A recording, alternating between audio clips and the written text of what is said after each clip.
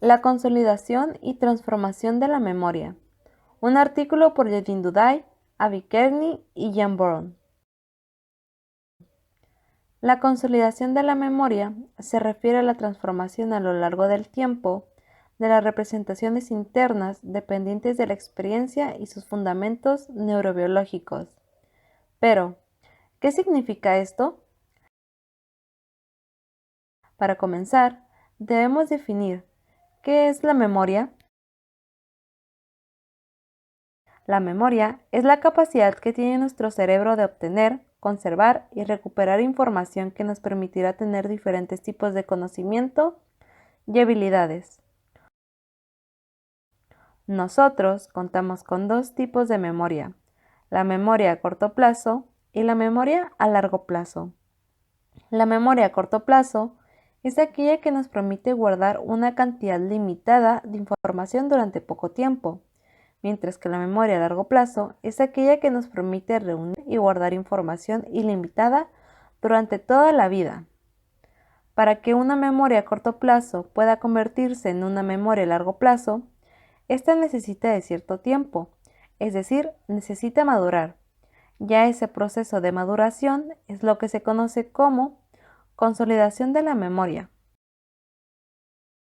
La maduración, o más bien la consolidación, se da por medio de dos niveles, el nivel de consolidación sináptica y el nivel de consolidación de sistemas.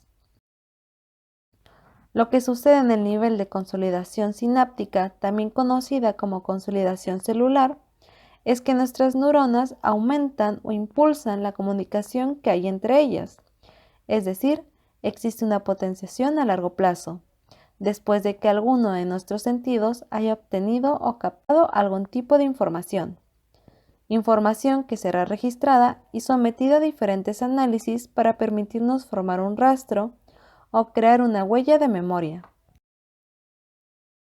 Mientras que la consolidación de sistemas se refiere a los procesos que se encargan de reorganizar o reordenar nuestros circuitos o sistemas cerebrales para poder transformar una memoria inestable o que se pueda perder rápidamente a una memoria que sea duradera. Este proceso puede durar de días a meses e incluso años. En este nivel de consolidación de sistemas es en donde se clasifican dos tipos de memoria a largo plazo, la memoria declarativa y la no declarativa. La memoria declarativa se divide en dos, la memoria semántica y la memoria episódica. La semántica es aquella que almacena los conocimientos sobre el lenguaje y el mundo en general, por lo que actúa como una enciclopedia y diccionario. Esta memoria nos permite recordar fechas importantes, nombres de familiares o de amigos. Por otro lado, la memoria episódica es aquella que almacena los recuerdos sobre nuestras experiencias personales, como por ejemplo la boda de un amigo, la muerte de un ser querido o el recuerdo de la primera vez que asistimos a clases. Ambas memorias necesitan de una conciencia explícita para su recuperación, es decir, la persona debe estar consciente y debe tener la intención de recordar para poder hacerlo. Por el contrario, a la memoria declarativa encontramos a la memoria no declarativa, la cual no necesita de una conciencia explícita, sino de una conciencia implícita, es decir, la persona recupera la información de manera inconsciente, ya que esta memoria nos permite recordar hábitos y habilidades, como por ejemplo andar en bicicleta o cómo manejar o incluso cómo respirar. Anteriormente, se pensaba que tanto la consolidación sináptica como la consolidación de sistemas comenzaba y terminaba solo una vez.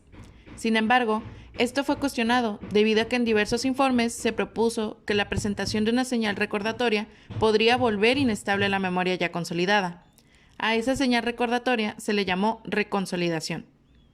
Entonces, la reconsolidación de la memoria se presenta cuando una información ya consolidada se reactiva nuevamente al ser utilizada por el individuo, haciendo que esta activación del recuerdo pueda alterarse, modificarse o reestructurarse de acuerdo a la nueva información que tenemos disponible, lo cual permitirá debilitar, actualizar o reforzar aquello que ya teníamos consolidado o almacenado.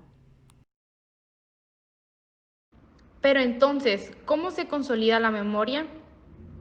Como hemos visto, la memoria necesita cierto tiempo para poder consolidarse. Este tiempo puede dividirse entre los primeros segundos de la consolidación de sistemas, de los minutos a las horas posteriores, de las horas a los días posteriores y de los meses a los años posteriores. En los primeros segundos de la consolidación de sistemas, pese a que la información es bastante fragmentaria y no se puede explicar tal cual los procesos que se llevan a cabo para consolidar la memoria, a partir de una serie de estudios, los investigadores se dieron cuenta de que hay ciertas regiones del cerebro que se activan para llevar a cabo el proceso de la consolidación, así como también de la recuperación de la memoria. Algunas de las regiones que participan son el cuerpo estriado y el cerebelo. Sin embargo, el más sobresaliente en estos procesos es el hipocampo, ya que una gran cantidad de estudios de neuroimagen realizados en humanos se encontró que el hipocampo está involucrado en la unión de nuestras piezas de memoria episódica. Sin embargo, durante las primeras investigaciones de la consolidación, se descubrió que si llegase a haber un daño en el hipocampo, esto podría causar amnesia retrógrada. Antes de continuar, se debe mencionar que algo que distingue la consolidación es que ésta es susceptible a distracciones o nueva información, por lo que si se está aprendiendo algo y justo después de esto se quiere aprender otra cosa, la nueva información interferirá con lo aprendido anteriormente. De los minutos a las horas posteriores. Siguiendo la serie de estudios, se ha descubierto que las regiones neocorticales también están involucrados en la formación de la memoria, así como también en su fase de codificación, ya que los estudios que se han realizado tanto en animales, así como en seres humanos, nos han demostrado que durante los primeros minutos u horas después de la codificación, distintas regiones neocorticales se dedican a un proceso que ha demostrado ser obligatorio para la memoria posterior.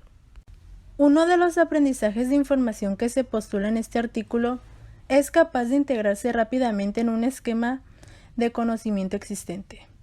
Se asocia con la regularización positiva en minutos u horas de genes tempranos inmediatos en región preliminar de la corteza prefrontal medial. Debemos tener en cuenta que las intervenciones farmacológicas dirigidas a esa área pueden prevenir tanto la consolidación de nuevos aprendizajes como el recuerdo de información consolidada, reciente incluso remotamente. La consolidación de sistemas podría lograrse rápidamente, incluso en horas, siempre y cuando se disponga de un cuerpo de conocimientos relacionados, es decir, un esquema mental.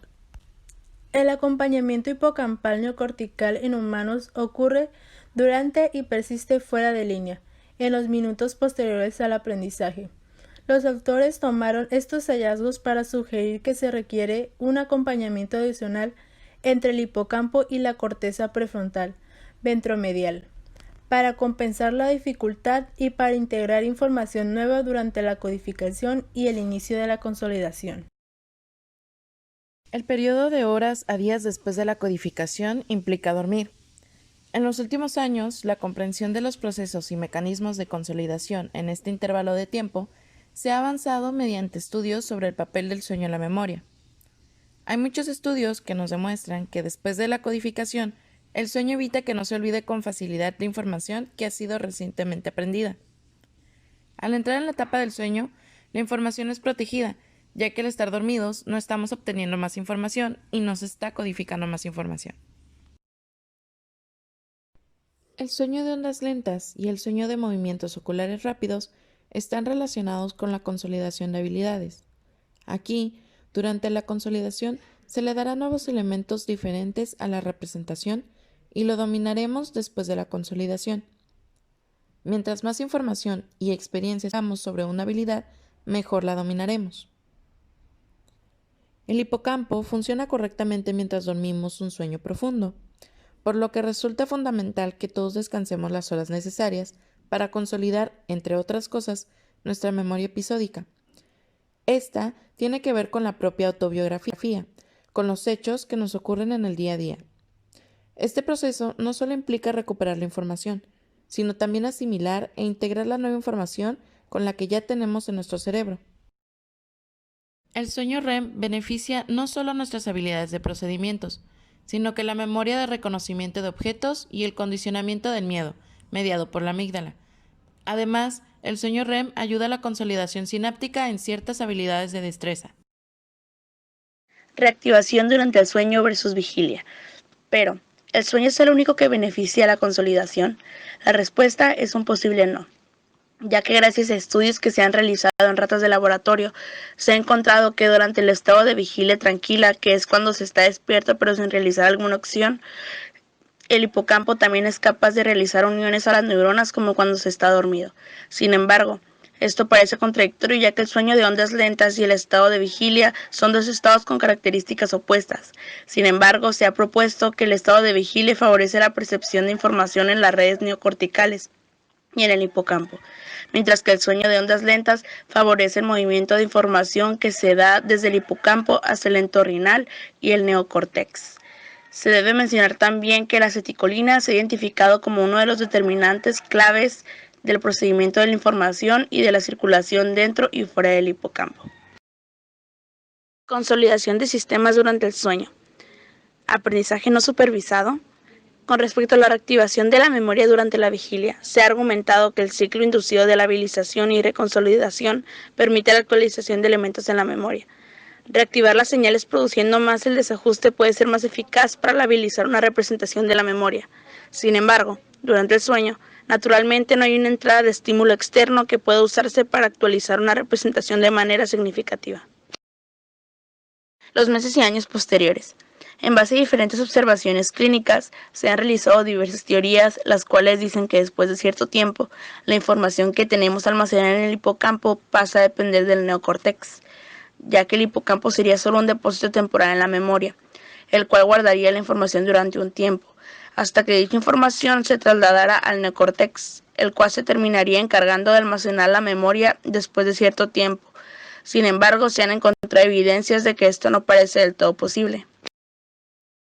En otros estudios, se abrió la posibilidad de que la consolidación de sistemas podría lograrse rápidamente siempre que se cuente con un conocimiento relacionado con lo ya establecido. Y en diversos estudios de neuroimagen se ha demostrado que el hipocampo está relacionado con el entrenamiento y aprendizaje de una habilidad. Según dicha representación, el hipocampo determina que también se consolida la habilidad en una persona.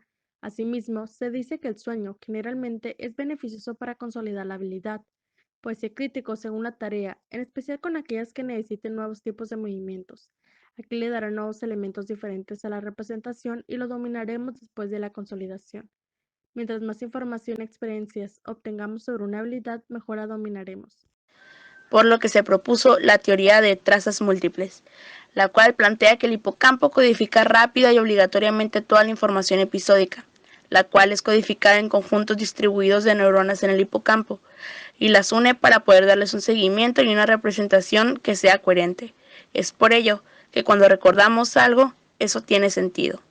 Pese a esto, existe una actualización en dicha teoría, ya que se hace énfasis en que la información episódica neocortical hipocampal se puede transformar en representaciones semánticas neocorticales.